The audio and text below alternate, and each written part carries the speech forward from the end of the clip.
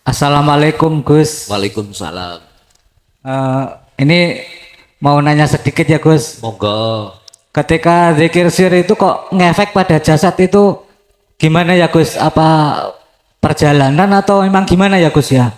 Gitu aja Gus. Terima kasih. Boleh saya tanya? Iya. Ketika jenengan zikir siri, apakah sudah mengenal fungsi zikir sirul asrar? Belum Gus. Oke. Sampun? Sampun ngoten nuwun. Terima kasih Gus. Sama-sama.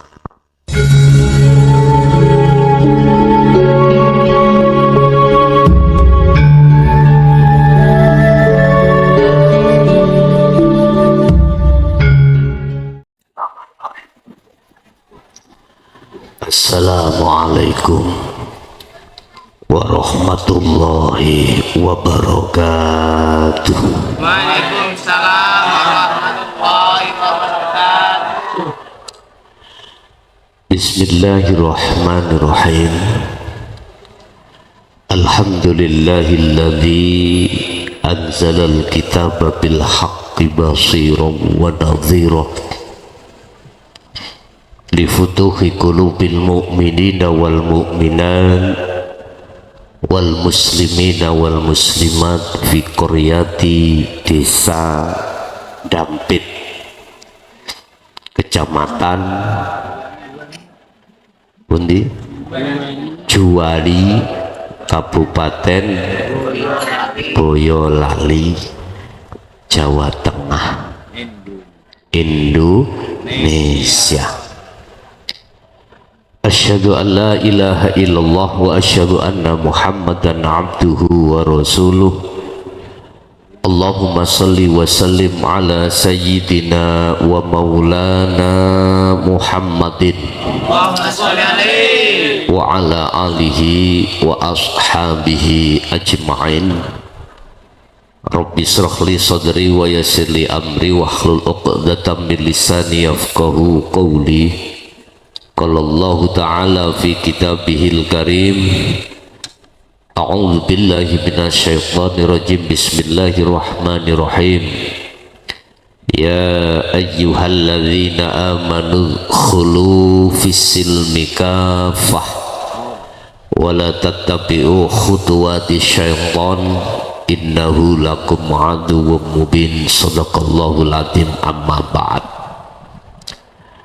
Hadratil kiram, dumateng para kiai, para ulama, khususipun sewilayah Kabupaten Boyolali, wabil khusus Kecamatan Juwari, Juwangi, wabil khusus lagi Desa Dampit. Tokoh masyarakat, tokoh agama, wabil khusus sohibul qaryah, Bapak Kepala Desa beserta staf-stafnya, wabil khusus Bapak Kadus asik bujang ya. Nah ini labu kadusnya pundi nenten.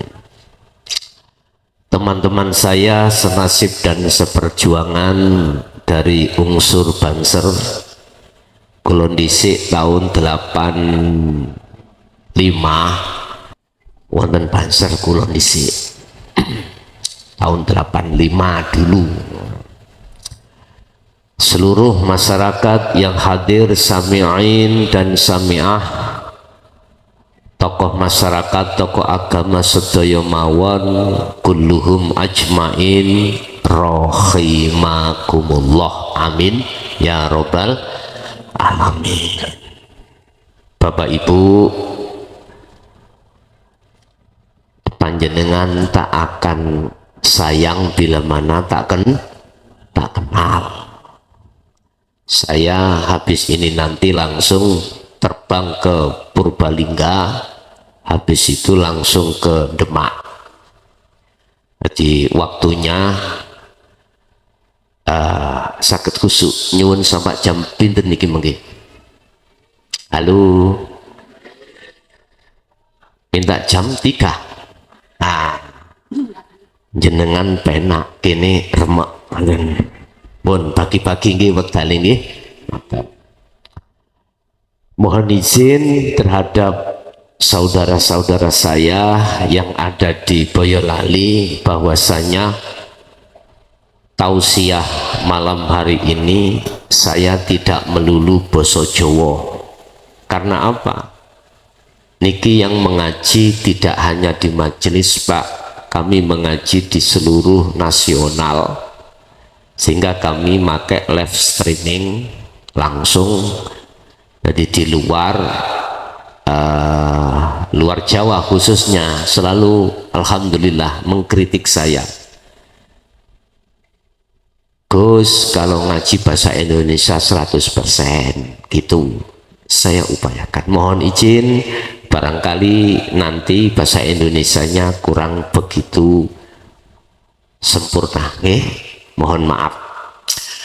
Bapak Ibu hadirin jamaah rahimakumullah, kula tak tanya riyin datang jenengan, nek jenengan mengke jawab saged ngaji iki tak teruski, sebab isinya ngaji niki umpama makanan. Kalau makanan itu nanti saged dirasakno penak tak teruske. Tapi kalau makanan itu dirasa rasanya kok basi, tecut, ya gak usah diteruske. Ngoten nggih? Nah, tapi saya tidak akan keluar dari tema.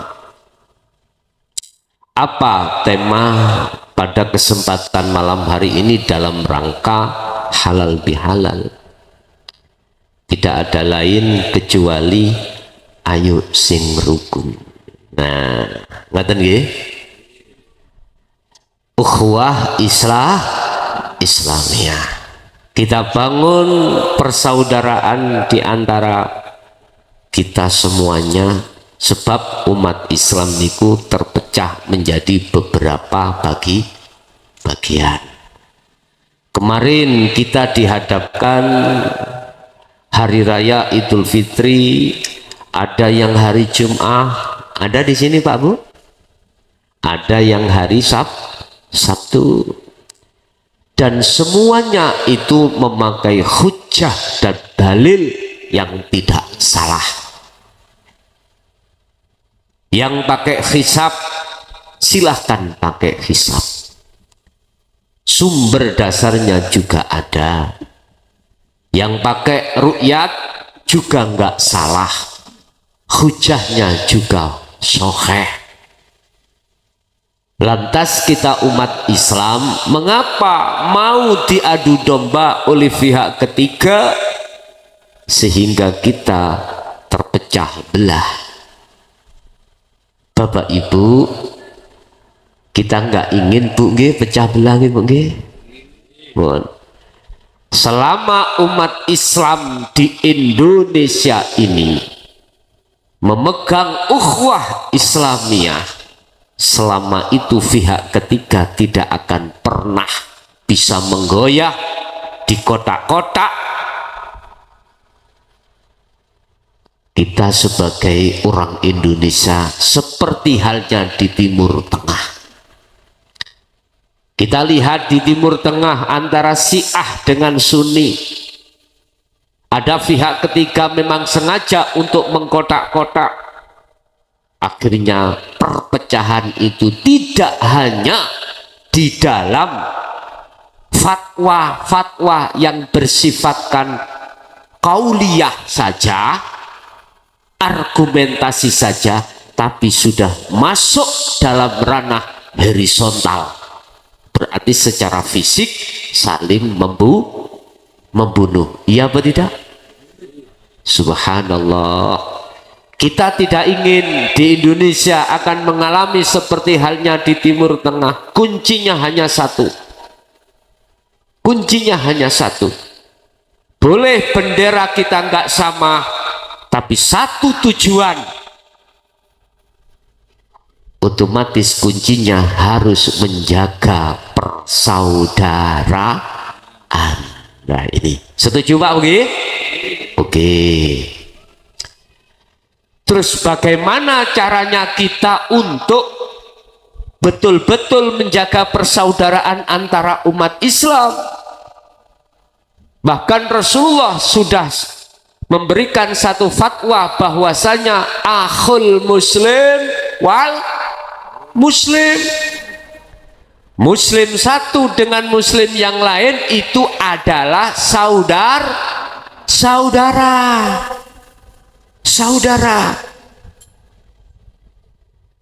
Jangan pernah kita mau dipecah-pecah karena alasan politik. Jangan. Kita bisa untuk selalu memegang teguh ukhuwah Islamiyah. Kembalilah kepada surah Al-Baqarah ayat 208. Sing pakai Google buka langsung. Ini tadi kartu saya niku Indosat, Pak. Masuk ke sini hilang Indosat saya. Jadi nggak bisa buka-buka saya. Poso disik, nggak bisa, Pak. Kalau simpati masih bisa, Pak, gue masih bisa. Indosat saya biasanya pakai Indosat tak buka, loh kok kosong laris. Bon. Bapak Ibu hadirin jamaah rahimakumullah. Sebelum saya mengupas surah Al-Baqarah ayat pinten tadi? 208. Isi ingat. Sallu ala Nabi Muhammad. Ada kata kunci, Bapak. Bila mana kata kunci ini sudah ada di dalam hati jenengan, aku yakin hidangan yang kula suguhni, hidangan yang kami sajikan nanti pastilah laksana nasi yang paling, masakan mriki yang paling enak itu apa, Pak? Favorit? Apa? Hah? Kenapa? Jangan bayem. Niku paling penak di sini ya. Ya, laksana seperti itulah, Pak. Tadi, Pak, ya, saya waktu turun dari tol apa itu? Serang, ya. Cari masakan apa tadi?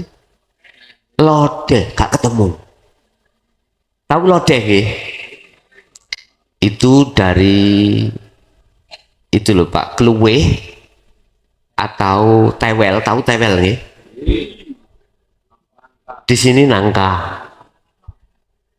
Mulai sana sampai sini nggak ketemu. Yang ada adalah soto gitu. Saya sebetulnya kepingin tadi itu masakannya tiang Boyolali gitu favorite. Mboten temu, cari lodeh. Kalau tanya Pak Kadus, wonten, mboten wonten.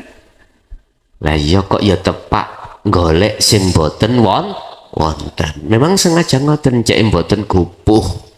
Nek golek sing ngono beli gupuh pun. Apa kata kunci itu, Pak Bu? Bon. Percaya atau tidak di dalam hati sampean, sudahkah ada nur iman bahwasanya kita manusia ini tidak hanya ada unsur jasmani, juga unsur rohani? Mumpun dijawab ya, sampean jawab nih nganti mawon. Sudah adakah iman dalam hati panjenengan sedaya bahwasanya kita manusia itu tidak hanya terdiri dari unsur jasmani, juga rohani? Kalau ada iman dalam hati sampean bahwasanya kita manusia diciptakan Allah dari dua unsur tadi, jasmani dan rohani, maka saya jamin lewat surat Al-Baqarah ayat 208 mungkin jenengan paham. Jasmani kita diciptakan Allah dari tanah kembali ke tanah. Ruhani kita dari dawuh Allah wa nafakhtu, dari Allah, inna lillahi, nanti wa inna ilaihi, ruh akan kembali pada Allah. Kalem-kalem Pak niki. Masalah sing kula bahas niki adalah bagaimana cara kita dengan mudah biar umat Islam itu bersatu. Umat manusia bersatu bagaimana caranya? Sebab di dalam negara Indonesia itu tidak hanya beragama Islam saja, ada agama lain, Nasrani, Hindu dan lain sebagainya. Begitu Pak nggih? Boleh bendera itu enggak sama, tapi tujuan harus satu. Kemana? Wa inna ilaihi raji'un, kembali kepada Allah Subhanahu wa ta'ala. Bapak Ibu, Allah menciptakan kita jasad, Allah juga memberikan rangkaian jasad, diantaranya adalah mata. Mata jasad Allah ciptakan terhadap kita sebagai manusia disebut ainul basariyah. Apa tadi? Ainul basariyah. Gini ki mata dohir iki. Fungsinya adalah untuk melihat sesama makhluk. Akhirnya saya bisa melihat jenengan, jenengan sakit melihat kula. Kita akan bisa membedakan mana jalan, mana jurang. Jadi nggak ngawur. Tapi mata manusia yang basariah itu terbagi menjadi dua. Ada mata yang tidak bisa melihat sesama makhluk, disebut mata buta. Shallu ala Nabi Muhammad. Kalau mata kita buta, butanya macam-macam. Kadang tertutup katarak, ngeten nggih. Kadang tertutup serban gini. Nah, kaki tok, tidak melihat. Akibatnya apa? Kita jalan pasti tidak bisa membedakan antara jalan dengan nggih mboten? Betul. Bapak Ibu hadirin jamaah rahimakumullah. Yang kedua adalah mata basariah ini manakala tidak buta, pertama buta, kemudian yang kedua tidak buta. Yang tidak buta alias melek itu berarti dia akan bisa membedakan mana yang benar, mana yang salah. Artinya, oh iki bojone tangga, oh iki bojoku. Ditata ning hukum syariat, nek bojone tangga gak oleh digodha. Tahu digodha? Gak boleh. Nek bojone dhewe godhon ya ora apa-apa. Kalau istrinya sendiri boleh, kalau istri orang lain tidak bu. Itu ditata di dalam hukum syariat. Pun.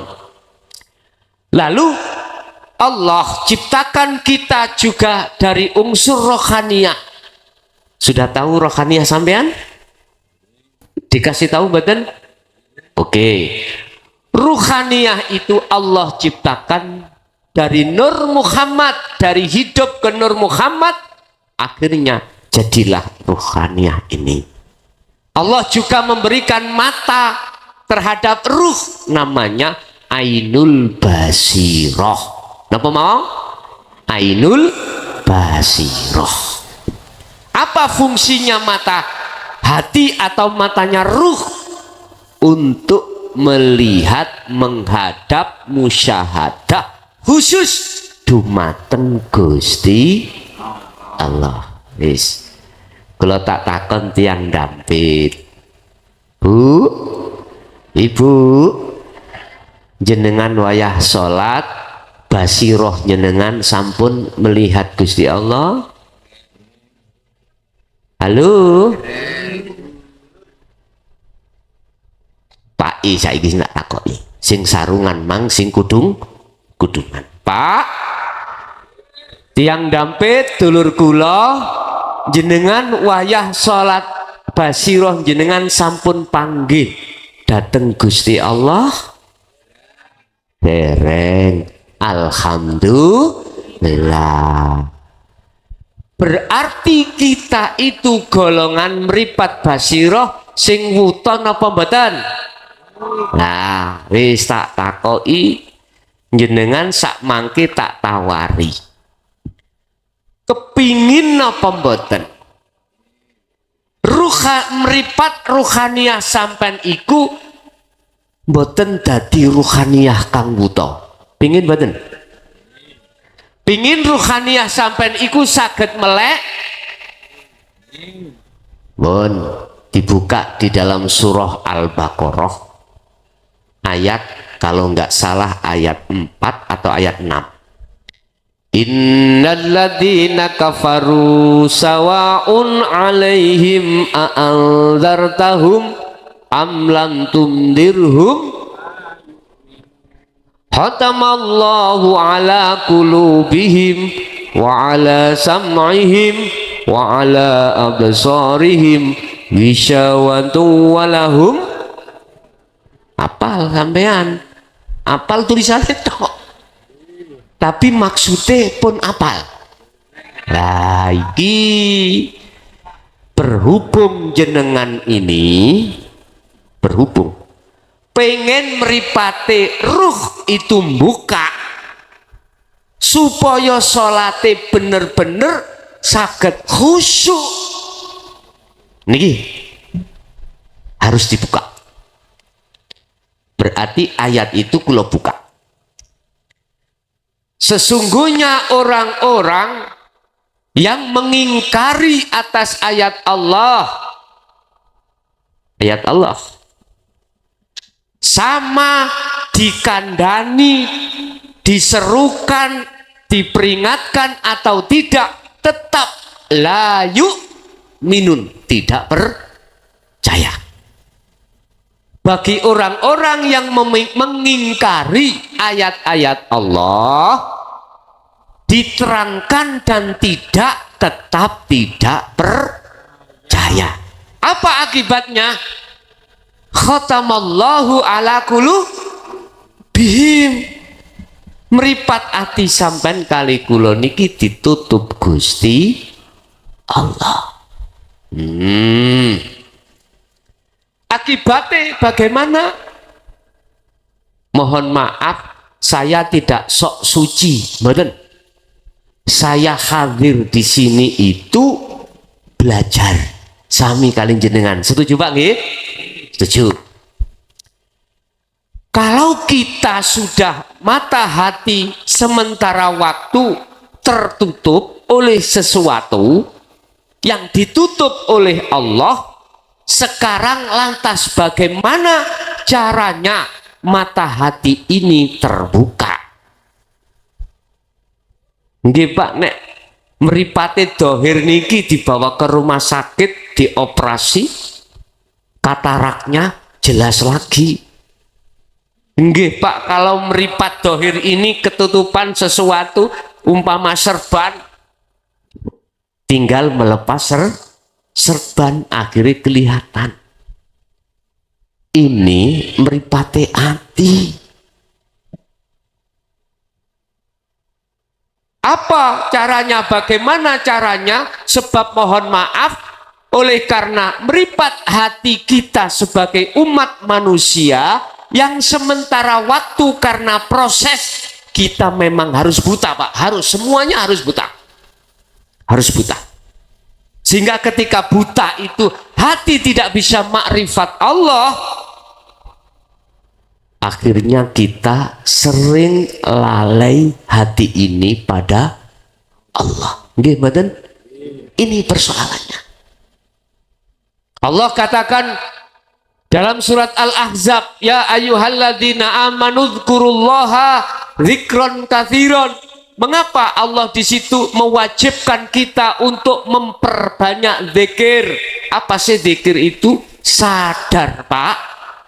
Hati ini sadar, meyakini bahwasanya yang menurunkan hujan itu adalah Allah Subhanahu, yang membuat kemarin itu Idul Fitri di hari Jum'ah miturut hisab, yang membuat Idul Fitri itu di hari Sabtu miturut ru'yat, semata-mata adalah Allah.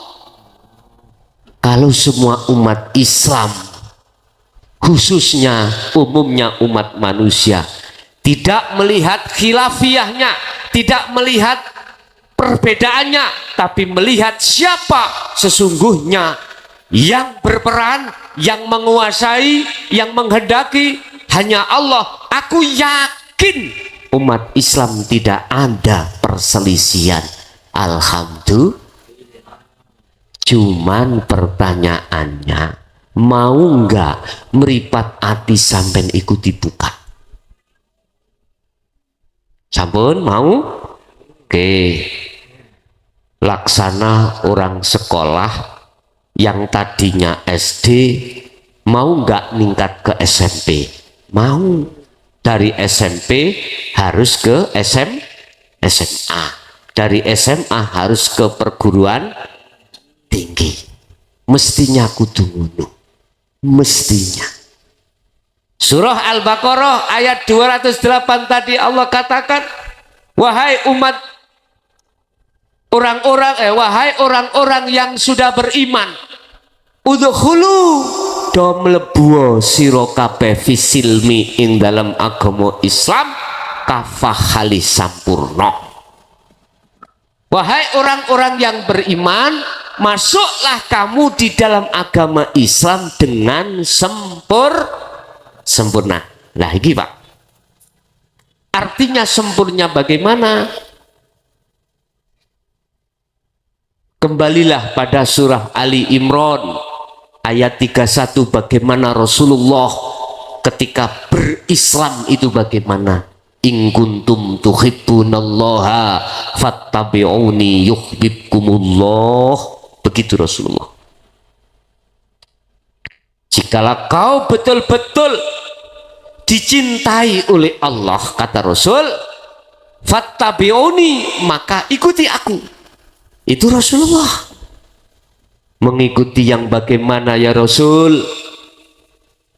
Saya sebagai umat panjenengan itu dikatakan di dalam Al-Quranul Qadim, pun dibuka Al-Quranul Qadim, pun ketemu nek Al-Quranul Karim bendino sampean buka Al-Quranul Qadim itu ada di Rauhil Kudus, ada di dalam hati jenengan. Orang Jawa mengatakan kitab teles. Giling Pak? Kitab teles. Di situ dikatakan yang disebut sebagai Islam yang sempurna adalah kita menteladani Rasulullah dengan kafah, dengan sempurna. Artinya jangan Islam secara jasmani saja, ruhaniyahmu juga harus Islam. Tanda ruhaniyah kita Islam itu kita sudah sampai makrifat Allah. Sebab di dalam madhab siapapun, kesempurnaan Islam itu syariat, thariqat, hakikat dan makrifat. Paham ya?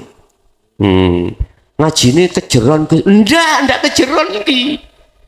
Tadi kan sudah saya katakan, jenengan laksana misalkan sekolah SMA, mau nggak naik ke perguruan tinggi? Mau. Wis, umpama saya bicara sholat, kita setiap saat dan waktu sholat itu Pak Bu, mengapa selalu ingat selain faktanya gitu toh Pak G? Terus bagaimana caranya kita sholat itu betul-betul ruhaniyah, makrifat datang Allah, sehingga sesuai dengan surah Al-Baqarah 238, hafidhu ala sholawah wassolatil wusta wa qumu lillahi qanitin. ay khosyiin, wajib sholat itu hukumi khusyuk. Apa tarkibnya khusyuk? Definisi khusyuk itu apa? Ruhaniyah selalu ingat pada Allah. Bagaimana mungkin kita akan bisa mengingat Allah dan melihat Allah sedangkan ainul basyirah kita, mata hati kita sementara waktu masih tertutup oleh sesuatu. Syekh Ibnu Athaillah di dalam kitab Hikam menyebutkan perkara yang menutupi mripate ati saben kali kula disebut al-aghyar. Apa al-aghyar? Perkara yang menggelapkan jagate ati. Niku. Guys. Wahai orang-orang yang beriman, masuklah kamu di dalam agama Islam dengan sempurna. Maksudnya dulur, awak dhewe nek ngaji ojo syariat tok. Paham? Kudu yo sak hakikate supaya ruhaniyah sampean iku makrifat dateng Gusti.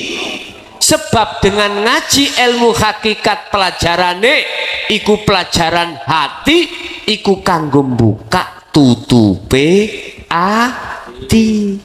Kalau sudah kebuka tutup ati sampean kali kula, wallahi billahi, ketika jenengan sholat sesuai dengan ayat surat Al-Baqarah ayat 238, apa? Khusyuk. Estu bu, jikalau sholat sampai sudah benar di mata Allah, nikmatnya sholat sudah Anda rasakan, mohon maaf, lainnya sholat aktivitas apapun menjadi baik. Ingat Rasulullah dawuh suk ning akhirat iku sing dibiji pertama nilai sholat. Kalau nilai sholatnya wis bagus, sudah baik, maka lainnya juga baik. Sebaliknya, kalau nilai sholat sampai kali kula di mata Allah tercatat sebagai nilai sholat yang kurang baik, maka lainnya juga ikut kurang baik. Paham ya? Masuklah kau di dalam agama Islam, wahai orang yang beriman, dengan sempurna. Kula mriki ndeleh pesen Pak Bu, napa pesen kula? Ado-ado jauh dari Mojokerto Jawa Timur ke Jawa Tengah cuman satu. Ani ubudullaha wastanibut tauhid. Sisihno tutupi hati itu. Singkirkanlah tutupnya hati Anda, singkirkanlah. Sebab dengan tutupnya mata hati ini yang masih ada di dalam diri kita, itulah yang menjadi alasan mengapa orang Syiah dan Sunni di Timur Tengah sampai khilaf bertempur sampai horizontal. Itu persoalannya dari situ. Contoh, mohon maaf lo ya, contoh di Indonesia ada organisasi yang organisasi itu memperbolehkan sholat subuh dengan kunut, bahkan wajib lah gitu ya. Ada yang tidak. Dua perbedaan ini kalau tidak dirukunkan, saya khawatir nanti tidak jauh berbeda dengan Timur Tengah. Caranya hanya satu. Mari saudaraku semuanya kembali kepada Allah. Artinya mripate ati sampeyan kali kula iki lho Bapak Ibu. Oleh karena masih bersarang di dalam sini, nggak akan bisa melihat, merasakan, meyakini siapa sebenarnya Allah yang kita sembah setiap saat dan waktu itu. Gak akan pernah bisa. Sama logikanya dengan mata dohir ini Bapak Ibu. Udah, nanti habis ngaji, mohon maaf nek jenengan setuju, kita pulang semuanya sama-sama, yang laki ditutupi sarung mripate, yang perempuan ditutupi kudung. Pertanyaan kula, nyampak rumah mboten saged. Laksana seperti itu ketika idza jaa ajaluhum la yastaqdimuna sa'ah wa la yastakhirun. Naudzubillah. Ketika kita dipanggil oleh Allah, ruh ini dalam bentuk kullu nafsin dha'iqatul mati niki, dipaksa ruhaniyah untuk kembali kepada Allah.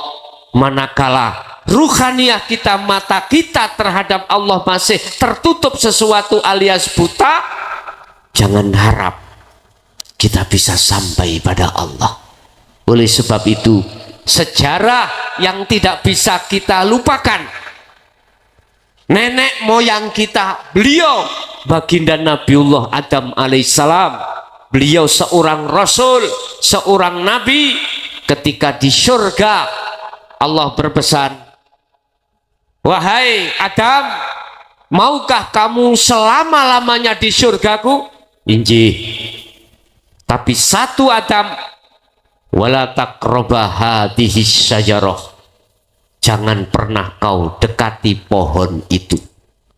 Nggih niki Pak, pohon sing nguwohe buahe namanya buah khuldi. Beliau terjerumus mboten? Oleh setan terjerumus mboten? Berarti gagal nggih Nabi Adam pada saat itu. Sendika dawuh, ya Allah, saya gatek nih. Apa gatek nih bahasa Indonesia ini Bu, Mak? Saya perhatikan, mohon maaf Bu, saya SD gak lulus Bu. Mboten sekolah SD kula, S2. Didik saya dari ibtidak, sanawi, aliyah, musyawirin, jadi nggak mengenal SD, SMP, SMA dan seterusnya.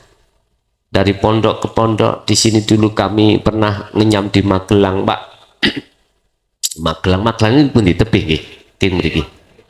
Dari tebih nggih, di Watu Congol, Magelang, Mbah Dalhar dulu. Pun wis tak terus kemauan materi ini.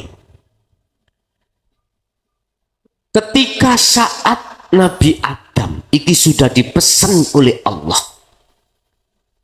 apa yang terjadi? Allah pasti nguji terhadap kesetiaan Adam. Lewat siapa? Lewat iblis. Prosesnya dari situ. Lewat iblis sih. Iblis dibuka di dalam surah Al-Hijr ayat 39. Iblis itu ngomong ngeten, Pak. Ya Rob, Tuhanku Allah, berhubung aku sudah kau cap sebagai makhluk yang ingkar, izinkan saya akan menyesatkan Adam dan anak putu Adam. Iblis kan mboten enten sopane, Pak. Nyeluk Nabi Adam ae nguku Adam ngono. Bagaimana jawab Allah? Silahkan. Berarti iblis mendapatkan mandat izin dari Allah. Nggih mboten? Wis. Sebetulnya itu Allah nguji Nabi Adam atas kesetiaannya lewat iblis. Gudo nangone Nabi Adam dan Siti Hawa. Apa iblis gudone? Isine iku bertolak belakang dengan dawuh Allah. Allah dawuhno, Adam jangan mendekat.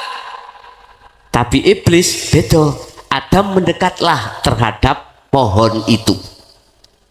Pohon, Pak, bukan buah. Asyajarah.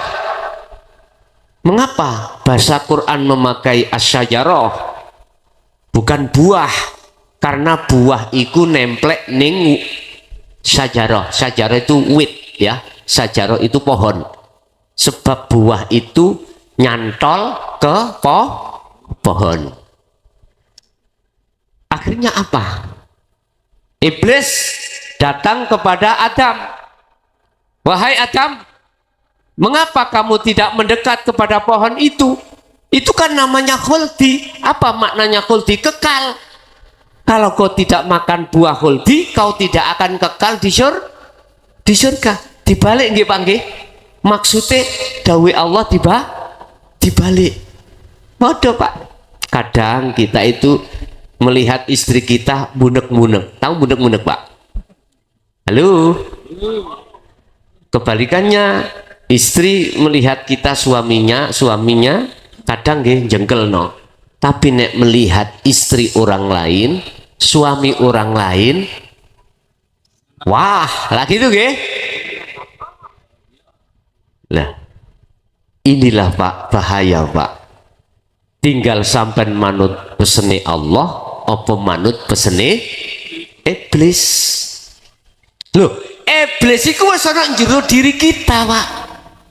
Alladzi yuwaswisu fi sudurinas. Iblis atau nafsu itu membisikkan di dalam dada kita. Membisikkan di dalam hati kita. Lewat bisikan itulah akhirnya mohon maaf kita dibalik dari ayat Allah. Allah mengatakan kuwi nek ndelok bojone wong meremo. Meremo. Gus ndelok iku ya kudu melek. Lah kok ngeten lho maksude Pak. Tegese merem itu ruhaniyah sampean ojo kebencut. Paham nggih? Disitulah makanya kula njauh tulung wong wedok. Wong lanang iku biasanya nek nyawang kalau melihat istrinya dandan untuk dirinya suaminya sangat bahagia.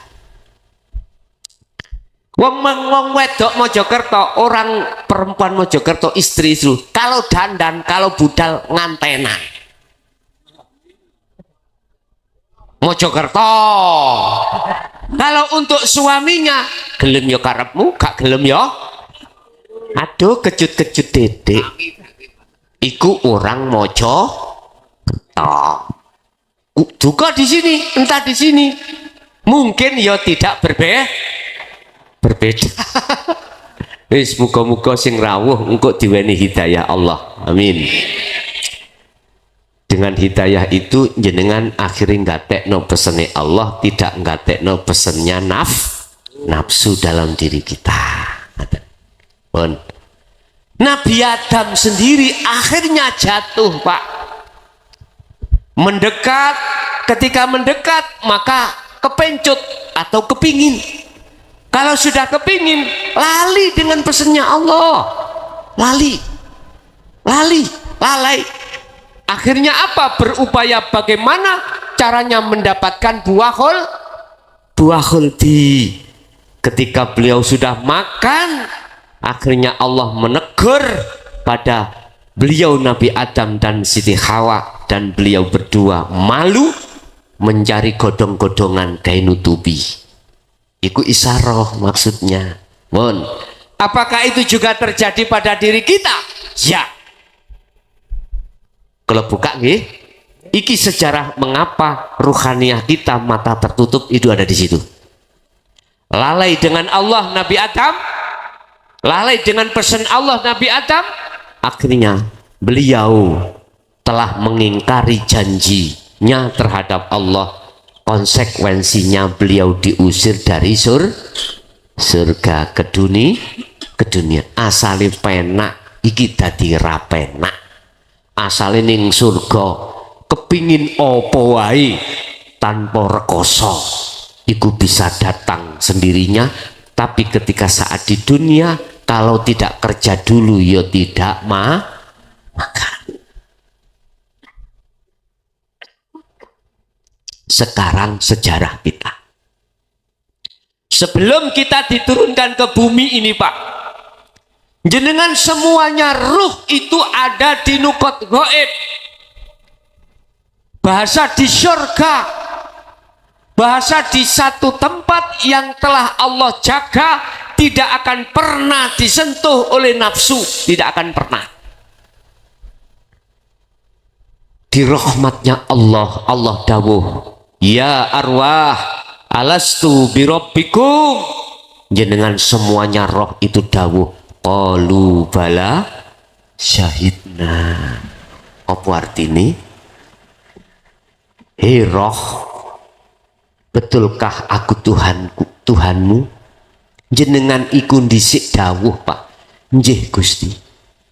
Anta Rabbi wa ana abduka. Jenengan Tuhan kula, jenengan sesembah kula, kula kawula jenengan. Itu ketika ruh belum ditiupkan di jasad. Kula takok, eling mboten? Halo. Dulur kula sing wonten Dampit, emut mboten jenengan nek ndhisik niku janji nang Allah. Jelas jawabe mboten emut, mboten eling.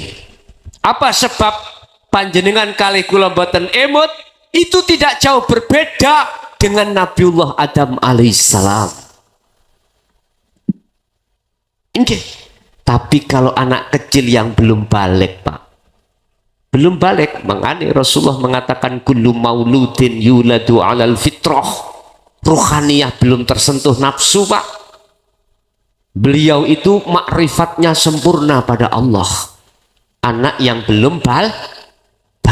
Makanya Rasulullah dawuh, nek duwe anak durung balik sedo iku minangka celengan, gak rido anak sampean iku mau tatkalane Anda sebagai orang tua masuk neraka, gak rido.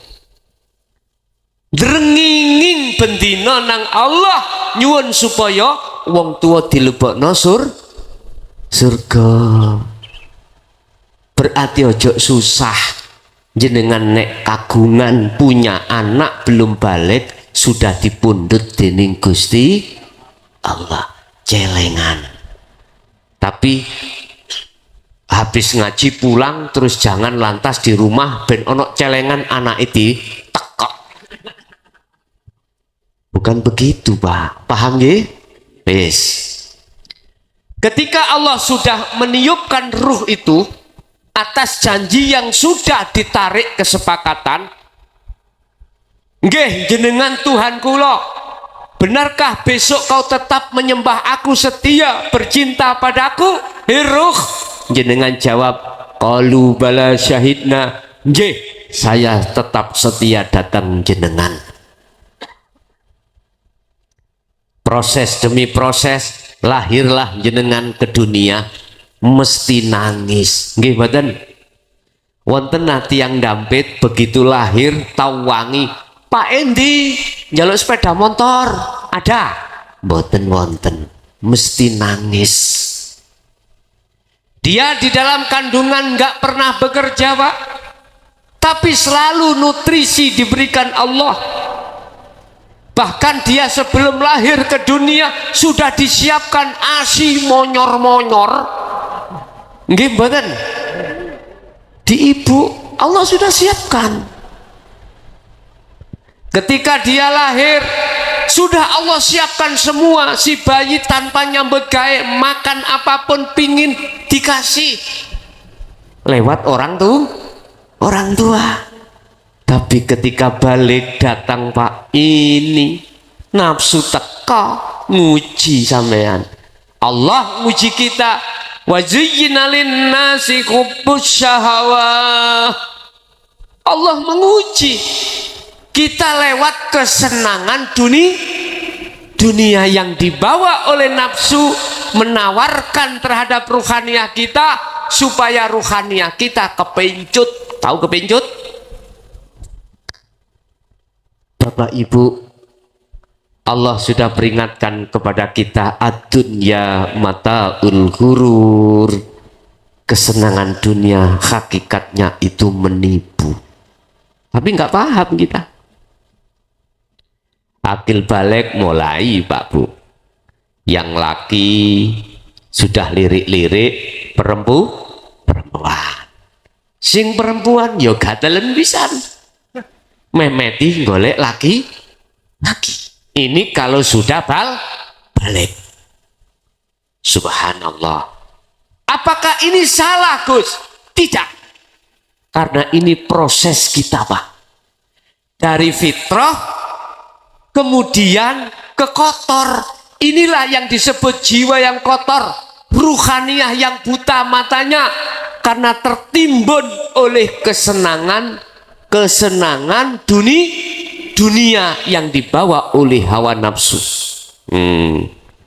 Apa hubbus syahwat tadi di dalam Al-Quran disebutkan ada 3, Pak.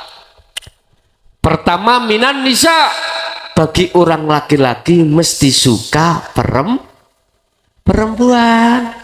Akhirnya sukanya ruhaniyah seorang laki-laki terhadap perempuan mengalahkan sukanya hati pada Gusti. Akhirnya Pak, wong wedok mlebu ning jagate ati bleng. Mau makan, ingat kamu. Lagi itu nggih lagune.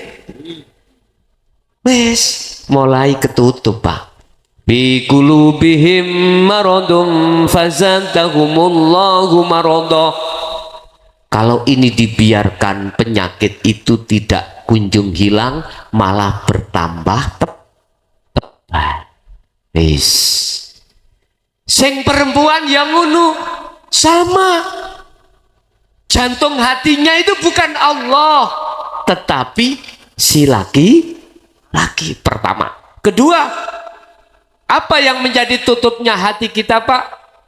Adalah pertama minan nisa, kemudian wal banin, anak. Akhirnya jatuhnya hati sampeyan tresnane iku nang anak. Mengalahkan tresnane ngati menyang Gusti Allah. Akhirnya dadi tutupi hati. Wis bojo, anak. Loro. Terakhir wal qanatiril muqantarah. Dunya brono. Karena di dalam rumah tangga kita tidak bisa, Pak, lepas dari kebutuhan. Nggih mboten? Pasti. Akhirnya kerjalah kita pagi, siang, sore, malam sudah untuk memenuhi kebutuhan keluarga. Bagaimana caranya anak dan istriku itu tidak kekurangan. Akhirnya kita itu dihadapkan kesibukan bekerja. Salah apa enggak? Tidak. Karena ini proses kita. Paham nggih? Yes. Kita nggak usah bicara tebal dan tipisnya, tutup mata hati kita, jangan. Kita harus hanya berbicara bagaimana kita sebelum meninggal ruhaniyah ini tutupnya sudah disisihkan Allah Subhanahu. Syaratnya hanya satu, fattabi'uni, ikutilah kanjeng Nabi. Bagaimana caranya kanjeng Nabi? Ikuti teladannya beliau, sempurnakan Islam jenengan. Berarti kita tidak boleh hanya ngaji ilmu syariat saja, tetapi kita juga harus ngaji ilmu hakikat. Apa ilmu hakikat itu? Ilmu tasawuf, ilmu tauhid, ilmu untuk mengenal tutupi hati kita, Pak. Sebab nanti kalau sudah kenal, sudah tahu, maka jenengan akan diperintahkan untuk menyisihkan, menyingkirkan tutupnya hati dengan cara bagaimana? Nanti jenengan akan dibimbing oleh guru-guru akhirat jenengan, guru tasawuf jenengan, guru tauhid panjenengan. Berarti jenengan kedah pados guru akhirat. Guru akhirat. Itulah guru yang mendidik khusus ilmu tentang hati. Bagaimana caranya jenengan kali kulo ini sholatnya bisa betul-betul khusyuk datang Allah. Beliau-beliau inilah yang dimaksud al ulama warasatul anbiya. Para alim ulama itu sebagai pewaris para nabi. Berarti ulama yang bagaimana? Ulama yang betul-betul mengajak ruhaniyah sampai kali kulo ini untuk belajar ilmu tauhid. Jelas? Jelas Bapak Ibu? Wis, iku nek wis ketemu ulama sampai jadikan sebagai guru jenengan untuk mendidik datang kita rohaniyah, dikasihlah sampai 3 hal. Apa? Pertama, 3 tugas. Pertama, jenengan harus memahami tentang ilmu-ilmu yang diberikan oleh beliau yang disebut ilmu tauhid. Di situ ada sifat wajibnya Allah 20, yang di dalam 20 ada sifat nafsiyah, ada sifat apa malah? Ma'ani, sifat maknawiyah, terus tunggal sifat apa? Halo? Salbiyah. Jadi nafsiyah, salbiyah, ma'ani dan maknawiyah. Iku kok dididik kanggo ngenalno sinten si roh sampean itu. Man arafa nafsah faqad arafa rabbah. Disitulah nanti jenengan akan mengenal diri sampean. Sebab di dalam diri sampean ada nafsu papat, Pak. Ya. Nafsiyah, amarah, lawamah dan mutmainah yang tergabung di dalam 2 sifat, yaitu sifat basariyah dan sifat basirah. Itu nanti sampean akan dikenalkan dulur sampean sing ono awak sampean yang selalu ngeting ruhaniyah itu. Yang ruhaniyah itu ada yang dijerumuskan, ada ruhaniyah yang diberikan petunjuk, dikenali sisi-sisi. Inilah maksud Rasulullah. Salah satu dawuh pesan Rasulullah sebelum beliau wafat yang terpenting, umatku besok akan mengalami satu peperangan yang amat besar daripada perang Badar, perang Khandaq, perang Uhud, yaitu perang melawan hawa nafsu. Dan itu mungsuh sampean ada di dalam diri sampean. Surat Al-Baqarah 208 tadi diteruskan, innahu sak temene nafsu, innahu lakum aduwwum mubin, innahu sak temene iblis lakum kedue sira kabeh iku mung iku aduwun mungsuh mubinun kang pertelo. Itulah nafsu. Sesungguhnya nafsu atau iblis itu adalah mungsuhmu yang jelas atau yang nyata. Lah biar dibuka hati sampean iku untuk mengenal nafsu dalam diri sampean. Nanti kalau sudah mengenal nafsu satu-satunya, lah disinilah nanti akan bisa memerangi dengan benar.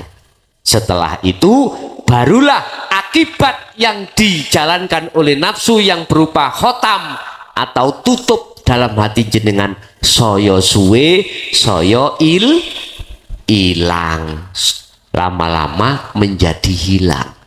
Di situ nanti jenengan akan dididik ilmune, nomor loro akan dididik kholwate, dididik lakune, dididik uzlae, dididik topone, dididik sampai kali kula mujahadai. Baru tebriku yang terakhir jenengan akan dididik bagaimana istiqomah kita selalu dan selalu tiap saat dan waktu untuk mendikirkan terhadap Allah, untuk mengingat pada Allah. Itu dididik guru sampean kali kula nanti. Jane ning Jawa Tengah nggih kathah, Pak. Guru-guru yang kados mekaten. Ada. Ya ta? Tolong jenengan saderenge sedo, aku pesen ruhaniyah sampean makrifato dhisik. Setuju nggih? Jadi aku pesen ojo mati dhisik jenengan, ya. Halo. Kula pesen ojo mati dhisik, nek gak ruhaniyah sampean wis makrifat dateng Gusti. Ojo mati dhisik nek gak salat sampean wis kusuk nang Gusti. Sapa wae wong kuwi ning dunya mangkana fi hadhihi a'ma fahuwa fil akhirati a'ma wa adallu sabila. Barang siapa ketika saat di dunia mata hatinya masih buta terhadap Allah, kemudian lantas meninggal, maka di akhirat pun juga buta, wa adallu sabila, dan jalannya lebih gelap. Naudzubillahi min. Lewat dawuh niki kula pesen dateng jenengan, tolong dulur kula sing wonten Dampit khususe ojo mati sik gak. Nek gak jenengan iki atine wis makrifat dateng Gusti Allah. Wis iki ngaji koyok ngeten niki kula udal, Pak. Saya tidak pernah menutupi karena ini kula anggap paling penting di akhirat besok biar kita husnul khotimah. Lah ngoten to? Wis nikilah panganan sing kula jokno ning sampean. Napa sih nek kula urei fungsine salat jenengan kali kula selama ini si eling perkara dunya sebab ketutup oleh nafsu. Ayo ya apa sekirane eling nang Gusti Allah. Tegese eling, Pak, ketika jenengan takbiratul ihram nek gak ditakbirno Allah apa saged takbir dhewe? Hei makhluk, saged napa mboten? Mboten saged. Berarti ketika berdiri kita rukuk itu ada sesuatu yang paling halus yang kita tidak bisa melihat disebabkan karena mata hati kita buta. Dibuka di dalam surat Al-Hadid ayat 3. Siapa sebenarnya yang paling halus itu? Wal awwalu wal akhiru wal dhahiru wal batin. Dialah Allah yang ada di awal dan di akhir setiap persoalan, yang menguasai dan menghendaki semua persoalan bisa terjadi seperti ini hanyalah Allah. Tinggal hati kita itu bisa iman di situ atau tidak. Tadi jelas, Pak, jenengan waktu acara kan Jawa tadi nggih sedelum nggih. Bingung panitia. Nek udan terus ngene kok sapa sing teko? Kula wau pun jawab ning nggone pundi tenggane daleme Pak Kadus. Saya itu ngaji nggih. Walaupun sing teko wong telu. Wong telu tetap kula ngaji. Nggih. Nate Pak kula teng Malaysia, Pak. Nate teng Malaysia niku hanya satu keluarga. Satu keluarga gindil. Ya tak tekani. Karena beliau mengharapkan saya untuk memberikan tausiah tentang ilmu tauhid niki. Saya diundanglah di sana satu keluarga mean. Kalau nggak salah itu hanya orang 4. Tak tekani. Saya datangi, tetap saya datangi. Saya tidak harus ngaji itu orangnya ribuan, ndak. Sing penting gelem ngaji, loro gelem nglakoni. Ngaji tok gak nglakoni. Al ilmu bila amalin kasajarin bila samarin. Gak manfaat, Pak Bu. Makanya mulai awal sampai akhir nanti ilmu apa yang sudah kusampaikan dari ayat-ayat Allah praktek nih, Pak. Piye carane praktek nih? Ngeten pun. Mungkin nek pancen ora cocok ambek omongan kula sampai namo Jokerto ya. Bahwa apa kuno antem nonang raiku. Gini, nek sampean burun, sampean pingin sholat khusyuk toh? Gini. Di dalam Al-Qur'an itu, Pak, ada tingkatan tauhid. Ada tingkatan tauhid di syariat la ilaha illallah. Tingkatan tauhid di thariqah la ilaha illallah. Syariat la ilaha illallah melahirkan dzikir disebut dzikir jahri, dzikir yang diucapkan secara lisan di depan.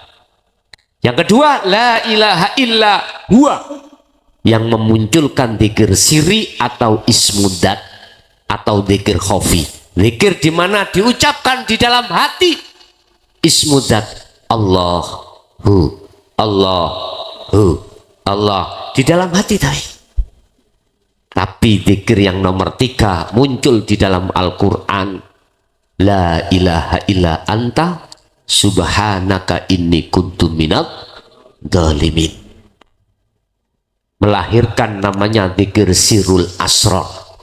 Zikir di mana sudah tidak menyebut ismudzat. Apa di situ?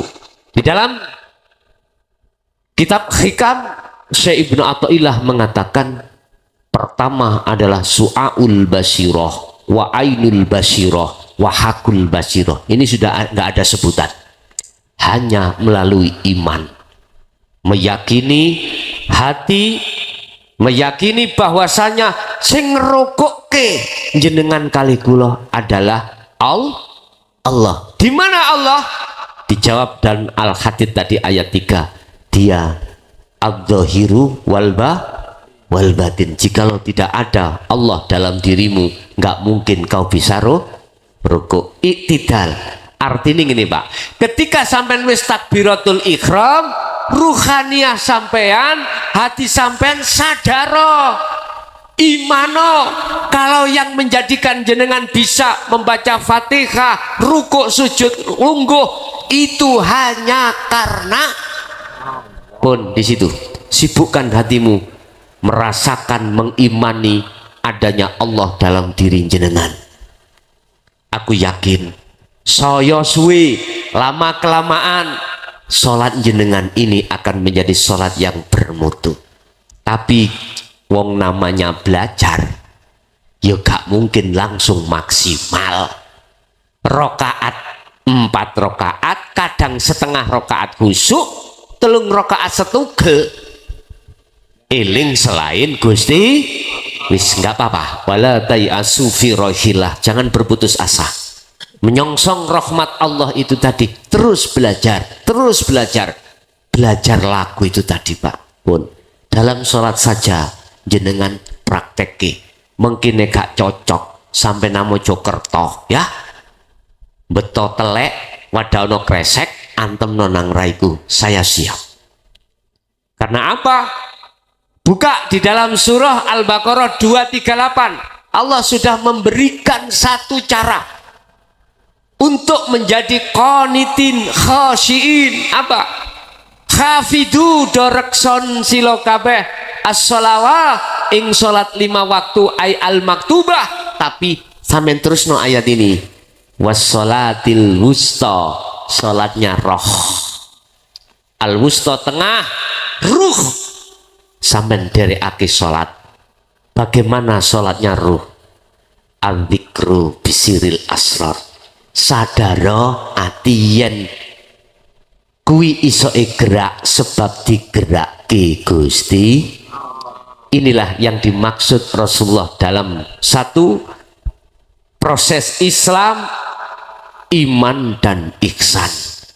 Ketika Rasulullah ditanya oleh malaikat Jibril, Mahuwa al-iman, mahuwa al-ihsan, dijawab oleh beliau tentang ihsan, anta budallaha ka'annaka taroh.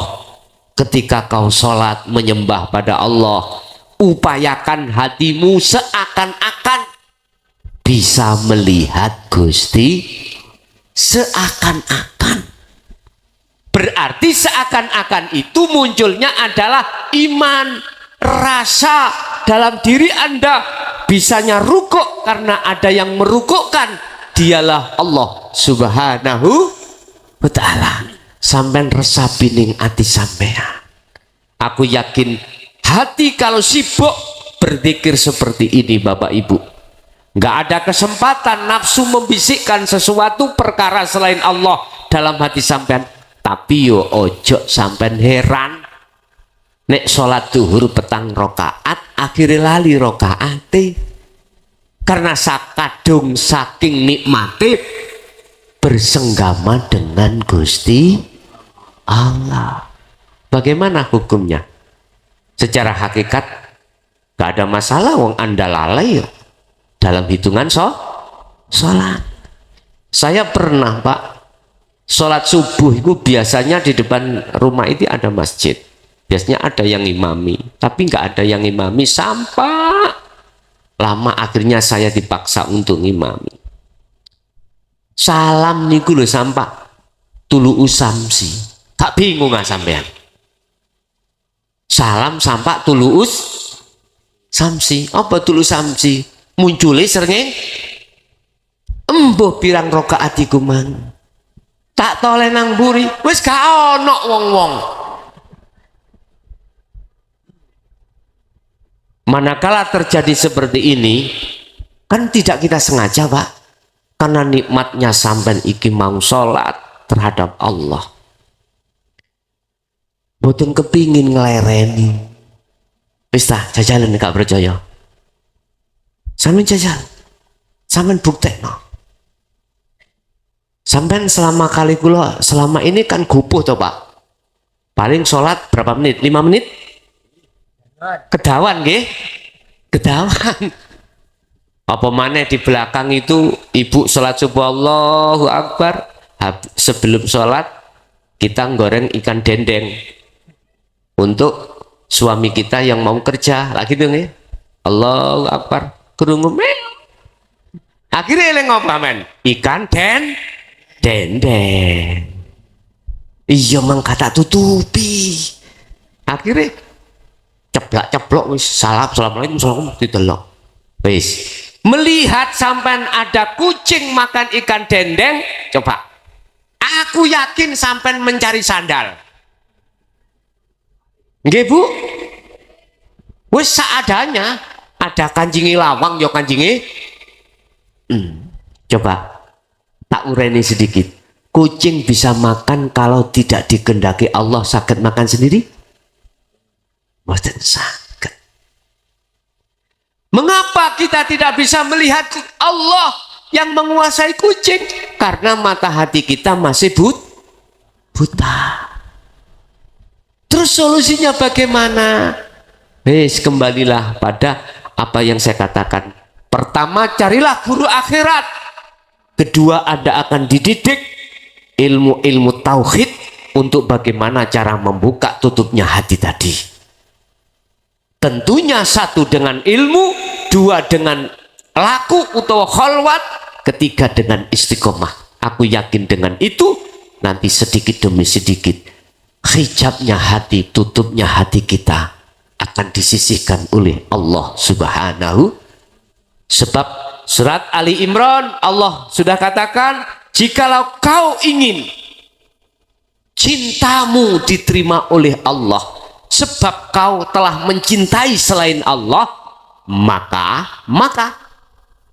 ikuti saya, kata Rasul. Apa?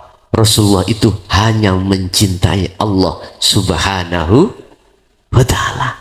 Sulitnya kita mencintai Allah oleh karena sulitnya kita melepaskan cinta kita terhadap selain Allah. Inilah taruhan kita, harus menanggalkan hati, meninggalkan cinta selain Allah. Apa tadi? Garwa, anak, dan harta. Sebetulnya mudah, Pak. Nanti Anda akan dididik bagaimana caranya bercinta pada Allah di tengah istri, bercinta dengan Allah bersama suami, bercinta dengan Allah bersama anak dan harta benda. Aku tanya, manakala tidak ada Allah hidup dalam diri istri, suami, anak, bisa datang ke sini? Gak bisa. Cuman hanya persoalannya kita belum bisa melihat Allah. Lihat Allah, itu aja. Aku yakin jenengan dengan niat yang kuat, tulus terhadap Allah untuk takarrub, untuk mendekat, aku yakin Allah akan kasih jalan kita untuk sampai pada Allah Subhanahu wa ta'ala. Bapak Ibu hadirin jamaah rahimakumullah. Terakhir kami sampaikan, mumpung saya masih diberikan Allah perintah untuk menyampaikan tentang hal ini. Sebab biasanya orang yang sudah mengurai semua hukum hakikat iku umuri gak dawa, Pak. Umuri biasa gak dawa. Saya ini sudah 54 ya. 54. Kalau Rasulullah itu 63. Berarti kulo tinggal berapa, Pak? Hah? Kalau mengikuti Rasulullah tinggal 9 tahun. Saya tidak berbicara ngalor ngidul, ndak, cukup saya katakan tolong Bapak Ibu, sudah saya anggap sebagai saudara saya, tolong jangan mati dulu jenengan sebelum panjenengan tutupi hati datang Allah sudah dibuka. Kalau sudah dibuka monggo sedo enggak apa-apa. Nggih. Sebab mohon maaf, orang meninggal itu ada dua, husnul khotimah dengan su'ul khotimah. Yang dimaksud husnul khotimah kata Rasulullah, kalbarki, balie kembalinya seperti kilat. Mengapa seperti kilat? Karena dia tidak buta dan tahu jalan menuju dan bertemu Allah. Bagaimana caranya? Buka di dalam surat Al-Kahfi ayat yang terakhir, ayat 110 surat Al-Kahfi. Bagaimana caranya saya bisa bertemu Allah? Wa man kana yarju liqa Allah, barang siapa yang ingin bertemu Tuhannya Allah, pertama adalah fal ya'mal amalan salihan. Itulah Pak yang ku maksud jenengan iki, dengan ilmu yang sudah jenengan bawa, kemudian amal laku kholwat, yang ketiga adalah istiqomah. Inilah yang disebut at-taqwa, terdiri dari 3 unsur, ilmu, amal, dan istiqomah. Lakukan terus. Kalau Kanjeng Nabi sistemnya ada di surah Al-Insan ayat 25-26 Pak, wadhkur isma rabbika bukrata wa asila, pagi sampai sore, malam, pagi terus. Ruhaniah beliau selalu berzikir datang Gusti. Terus bagaimana kita sebagai umatnya? Seharusnya tetap meneladani Kanjeng Nabi. Jangan pernah lepas zikirmu. Anda tidak akan pernah lepas zikirmu manakala kau sudah mendapatkan guru akhirat dan Anda sudah berlaku ilmu, amal, dan istiqomah. Ini kalau sudah sampai terapno setiap saat dan waktu, aku yakin. Yang kedua syaratnya, wala yusyrik bi'ibadati rabbihi ahada. Anda tidak akan beriman kalau yang memakan dendeng itu adalah kucing, nggak akan percaya. Pasti hati sampean itu mau melihat Allahnya yang punya kehendak di situ. Bukan perkarane Allah mangan den, ndak. Sing mangan dendeng iku kucing, sing menguasai makan dendeng iku Allah. Di situ Allahnya nanti. Akhirnya jenengan kalau sudah makrifat pada Allah, Anda tidak akan pernah protes, Pak. Nggak bisa jenengan amarah, nggak bisa.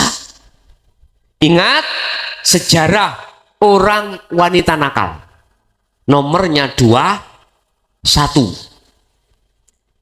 Hadis, ada seorang wanita nakal, Pak. Ketika saat itu beliau itu pekerjaannya adalah mencari laki-laki hidung belang. Suatu saat dia itu mau mengambil air di sumur karena ngelak, tapi di sisi lain dia melihat seekor anjing yang juga ingin minum. Tapi lantas orang wanita itu tidak meminum dulu, ndak. Dia kasihkan dengan sepatunya air itu terhadap anjing itu. Coba ayo dingen-ngen, masuk akal enggak? Gara-gara wanita nakal memberikan air terhadap anjing, ghafarallahu laha min dunubiha, dosanya diampuni dan dimasukkan surga. Tapi bukan lantas kita di lokalisasi kepingin mlebu surga, mari berbuat nakal golek anjing ngombeni. Bukan itu. Ternyata Bapak Ibu, beliau seorang wanita itu tadi, ruhaniyahnya itu nangis. Melihat yang dilihat bukan anjingnya, hatinya melihat hanya pada Allah. Ingat, di dalam satu makalah di dalam kitab Hikam karangan Syekh Ibnu Athaillah, amaliyah sedikit tapi disertai ruhaniyah makrifat pada Allah, jangan kau anggap sedikit itu, jangan kau anggap ringan. Justru ini lebih besar, lebih berat timbangannya daripada amaliyah jasmaniyah yang tidak disertai hati makrifat dateng Gusti Allah. Wes saiki ya apa, sekiranya sholat ini bisa khusyuk, nantinya amaliyah lain itu mesti jadi baik. Wes langsung mawon tak wenehi cara ya kok mau. Sebelum Anda takbir, ini wajahtu wajhiya kepada siapa? Lilladzi fatoros samawati wal, arahkan wajahmu, bukan wajah ini, wajah ruhaniyahmu. Apa? Iman. Arah kemana? Lilladzi, terhadap hidup. Fatoro, yang menguasai as-samawat wal ardi. As-samawat jagati ruhaniyah, wal ardi jagati jasad. Berarti Allah itu ning jero, ya ning jaba. Allah ya di dalam, ya di luar. Itulah yang disebut alladzi, adalah zat hidup. Bahasa orang sampit apa? Dampit itu adalah urip, hidup. Imankanlah hatimu, hanya Allah itu yang menggerakkan diri kita. Paham ya? Iku carane. Jangan dilepas itu. Teruskan semuanya sampai salam. Aku yakin nilai sholat jenengan mengke gak mudah dimasuki nafsu, diilingno dengan perkara urusan dunia. Dicoba nanti nanti malam sholat tahajud 2 rakaat saja. Coba jenengan terapkan zikir yang kumaksud tadi. Zikir sirul asrar adalah yakin, merasakan, meyakini bahwasanya Allah di dalam dirimu dan di luar dirimu. Wa nahnu aqrabu ilaihi min hablil warid. Aku, kata Allah, lebih dekat daripada urat leher, urat nadi. Itulah yang disebut hidup. Bapak Ibu hadirin jamaah rahimakumullah, seperti biasanya saya kalau habis memberikan materi ini, biasanya saya kasih waktu Pak ya, kasih waktu tanya jawab. Sebab apa yang kusampaikan, aku yakin tidak semuanya paham. Nah, ketidakpahaman itu bisa panjenengan tanyakan. Makanya saya tidak kundur dhisik, saya tidak pulang dulu sebelum jenengan iki mang estu paham. Aku nggak ingin ilmu yang kami sampaikan ini di dalam hati sampeyan itu tidak berguna. Aku ingin ilmu ini berguna dan bisa bermanfaat. Bisanya bermanfaat ilmu ini harus dipraktekkan. Caranya mempraktekkan, tolong tadi sudah saya katakan, praktekkan di dalam salat. Oke, itu Bapak Ibu sementara materi yang kami sampaikan. Kita masuk pada sesi tanya jawab dan dialog. Barangkali ada yang perlu ditanyakan, monggo kami persilakan.